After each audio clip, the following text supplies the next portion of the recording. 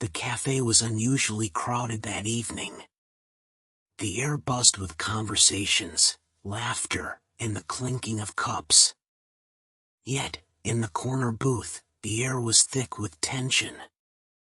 Sophia sat across from Liam, her arms crossed tightly, her jaw clenched. Her usually warm hazel eyes were clouded with frustration, and her foot tapped impatiently against the tiled floor. Liam, on the other hand, looked calm, too calm. He leaned back in his chair, his fingers loosely wrapped around his coffee mug, his expression unreadable. This was how he always dealt with arguments, and it infuriated Sophia to no end. "Are you even going to say something?" Sophia snapped, her voice low but sharp enough to cut through the noise around them. Liam raised an eyebrow and took a slow sip of his coffee. "What do you want me to say, Sophia? That you're right? That I'm wrong? Is that what you're waiting for?" Sophia's hands balled into fists on the table. "I want you to at least acknowledge what I'm saying. You can't keep brushing everything off like it doesn't matter." He sighed, placing his mug down with a quiet clink. "I'm not brushing it off. I just think you're overreacting." Again. The word again hit Sophia like a slap. Her face flushed with anger, and her voice rose despite her best efforts to stay calm. "Overreacting? You forgot my birthday, Liam. Completely forgot. You didn't call, didn't text, didn't show up. And now you're sitting here acting like I'm the one being unreasonable." Liam ran a hand through his hair, looking away. "It was one day, Sophia. I got caught up at work. I didn't think it was that big of a deal." "Not that big of a deal?" Sophia's voice trembled, not just with anger but with hurt. "It's not just about the birthday, Liam. It's about everything. You never make me a priority. I feel like I'm always waiting for you to notice, waiting for you to care." Liam's calm facade finally cracked. He leaned forward, his voice hard. "You think I don't care?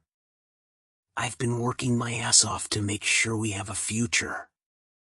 Do you think that's easy? Do you think I enjoy missing out on things? I'm doing this for us, Sophia. Don't you dare use us as an excuse," Sophia shot back, her eyes blazing. "You're not doing this for me. You're doing it for you.